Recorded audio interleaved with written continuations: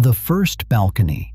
I tried to grow food on. My first real experiment in micro-gardening faced east, measured 3 feet by 5 feet, and got just under 5 hours of direct summer sun once the building across the alley filled in with leaves.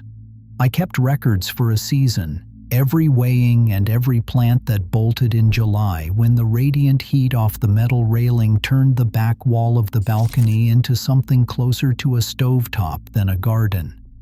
The total at the end of that season was 11.5 pounds of food. That number is the one I want to stay with for a moment because most of what gets said about small space gardening is set against fantasy numbers. The viral videos promise pounds and pounds. The infographics show neat stacks of harvested produce that could feed a small family for a week. I'm not interested in those. I'm interested in the number that comes back at the end of an honest season on a real balcony in a real city.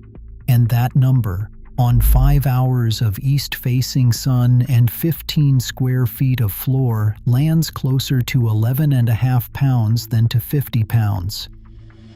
A different balcony, one I've kept since, gets 7.5 hours of southern sun. Same footprint, same containers, more or less. The total there ran to about 31 pounds. So the range exists. But the range is governed almost entirely by sun, which is the variable nobody can change once they sign the lease. The first thing worth knowing before anything is bought is how the sun moves across the space across the season. Not how it looks in late April when the balcony is being measured, how it looks in late June when the trees are full and the angle is high. A balcony that gets full sun in spring can lose half of it by midsummer. One that looks shaded in March can be a furnace in August. The honest yield numbers always trace back to that arc, and the RC has to be observed, not estimated. A simple light meter or one of the sun tracking apps like Sunseeker or Sun Surveyor can give you a more accurate read than eyeballing it from the doorway. On the east-facing balcony, the 11.5 pounds broke down roughly as follows. Cherry tomatoes, 6 pounds and 4 ounces from a single Sungold plant in a 7-gallon fabric pot. Bell peppers, 2 pounds and 6 ounces from 3 plants, less than I'd hoped. Salad greens and lettuce, harvested across the spring and fall in cut-and-come-again rotations, about 1 pound and 12 ounces wet weight. Basil, about ½ pound, picked weekly. The rest came from a string of small things: chives, parsley, a few strawberries the squirrels did not get to first, and one disappointing cucumber that produced 4 fruits before powdery mildew settled in. The Sungold tomato is the plant that does most of the work on a small balcony, and it is worth understanding why. It is a cherry tomato, which sets fruit at a much higher rate than a slicer, and it is indeterminate, meaning it keeps producing across months rather than ripening all at once, as opposed to a determinate variety, which sets all its fruit in a compressed window and then stops. It also tolerates partial sun in a way that beefsteak tomatoes do not. 6 pounds from one plant in a 7-gallon pot on 5 hours of sun is not extraordinary. It is what the plant does when given a pot deep enough to keep its roots cool, filled with a well-draining potting mix, something in the range of 50% peat or cocoa coir, 30% perlite, and the rest compost, and a watering schedule that does not let the soil dry out. The mistake people make is reaching for a slicing tomato, Brandywine, Cherokee Purple, the classic heirloom beefsteak varieties, in a 5-gallon pot on a half-shaded balcony, and ending the season with 3 pale, cracked fruits and a confused sense of failure. The plant was wrong for the conditions. The conditions were not wrong for tomatoes. Peppers were the plant I underestimated for years. They take longer than tomatoes to set fruit, they sulk in cool weather, and on an east-facing balcony, they often fail to develop the heat units that bell peppers want. A 2-pound yield from 3 bell pepper plants is, by horticultural standards, low. But I have seen the same 3 plants produce 8 pounds in a sunnier spot, and the same square footage planted with hot peppers, jalapenos, Thai chilies, a serrano, produce a freezer's worth of fruit even on the shadier balcony. Hot peppers tolerate less sun than bell peppers. They set fruit at smaller plant sizes, and they handle container life with very little complaint. If a balcony's sun is marginal, hot peppers are the more honest choice. Leafy greens are the most efficient producers per square foot and the most underrated. A long, shallow trough, one I rebuilt from a cracked window box, gave me a steady supply of loose-leaf lettuce and arugula, with spinach in the cooler weeks of spring and fall. The math on that is interesting. The trough takes up about 2 square feet of footprint. Across the spring window of about 8 weeks, it produced 6 harvests of roughly 4 ounces each. Across the fall window, 4 more harvests. That's around 2.5 pounds of greens from 2 square feet in conditions that tomatoes would have refused. On a shaded balcony, this is the structural play: greens, herbs, hot peppers, and 1 well-chosen cherry tomato. Beans, I gave up on. Bush beans in containers do produce, but they give so little per plant that the math against the floor space they take never works out. A bush bean plant in a 2-gallon pot might give you a 1/4 pound of beans across a season. A pole bean climbing a railing-mounted trellis can outperform a bush bean by a factor of 3 or 4, but pole beans need more sun than the east-facing balcony was giving, and they want a deeper container than most renters are willing to lift. I tried for 2 seasons. Both times, the yield did not justify the floor space. A single basil plant in the same pot would have produced more useful kitchen weight. Cucumbers were a similar story, with one exception. Full-sized varieties like Marketmore and the Straight Eights never did well in containers under 12 gallons, and a 12-gallon container on a small balcony is a major commitment. The exception was a compact variety bred specifically for containers called Bush Champion in some catalogs, sometimes listed as Space Master and sold under other names. It produced about 2.5 pounds of cucumbers from a single 10-inch pot before mildew arrived in mid-August. That is a useful plant.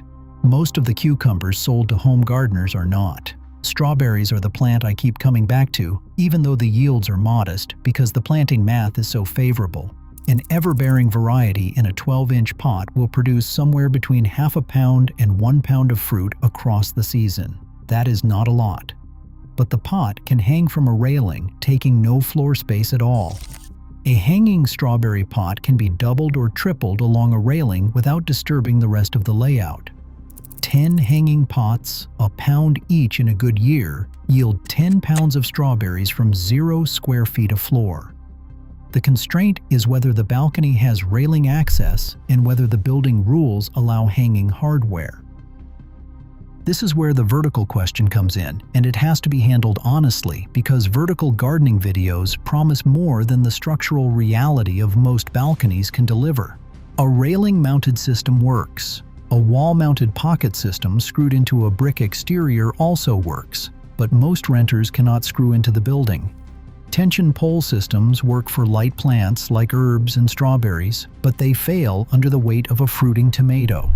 Freestanding tower planters work, but they take up floor space and dry out faster than horizontal pots, which means more watering.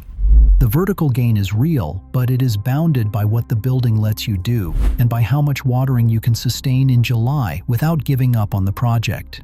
I should add here that the second most common cause of balcony food growing failure after sun is watering inconsistency.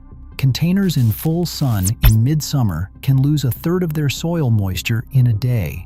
A weekend away can kill a tomato plant. The honest yield numbers I have given assume someone who waters every day, sometimes twice, and who has accepted that the plant has become a small daily obligation. Drip irrigation kits exist, and on a productive balcony, they pay for themselves quickly. Self-watering containers, the kind with a reservoir in the base that wicks moisture up through the potting mix, are a simpler solution that works especially well for lettuces and herbs, and most renters can use them without any installation. Most renters do not install either. On the nutrition side, containers deplete faster than ground soil, and a liquid tomato fertilizer applied weekly through midsummer, or a slow-release granular fertilizer worked into the potting mix at planting, makes a measurable difference in container yields. This is the part of the system most beginners skip, and it shows up in the numbers by August. The 31-pound balcony, the one with 7.5 hours of southern sun, produced its yield on roughly the same kit. 2 7-gallon fabric pots for tomatoes, 3 smaller pots for peppers, 1 trough for greens, 4 hanging strawberry pots, a tower of herbs, and a single compact cucumber. The difference was not the system. The difference was the sun. The same kit on the east-facing balcony stayed at 11.5 pounds. There is no version of the 11.5-pound balcony that produces 31 pounds, no matter what is bought or built. The ceiling is the sun. And the ceiling on a well-run, full-sun, 3x5 balcony, in my experience and in the experience of the dozen or so growers I have compared notes with over the years, sits somewhere between 30 and 45 pounds of food across a single growing season. Above that, claims start to require either a longer growing season than most temperate climates offer. USDA zones 7 and above get more growing days, and it shows, or a tolerance for daily attention that very few people sustain. What that yield looks like on the table is worth saying plainly. 31 pounds of food is not a self-sufficiency story. It is roughly the equivalent of the produce a household of 2 might buy over 6 to 8 weeks of summer, except spread across the entire growing season. It is not a replacement for the grocery store. It is a supplement, a particular kind of supplement, the kind where the cherry tomatoes are warm from the sun when you eat them, where the basil is cut 10 minutes before it goes into the pasta, where the lettuce has not been in a plastic bag for 9 days. The economic case for it is weak. What actually holds up is sensory and seasonal. The 11.5-pound balcony made the same case, just at a smaller scale. The volume of food was not the point. The point was that for the months from May to October, there was always something on the balcony worth picking. And the picking was a 5-minute window in the morning I came to look forward to in a way I had not expected. That 5-minute window is the part nobody puts in the videos. The pounds get people to start. What keeps them is something quieter and harder to film. I still keep records. The east-facing balcony this past year came in at 12.25 pounds. There is not much more to say about it.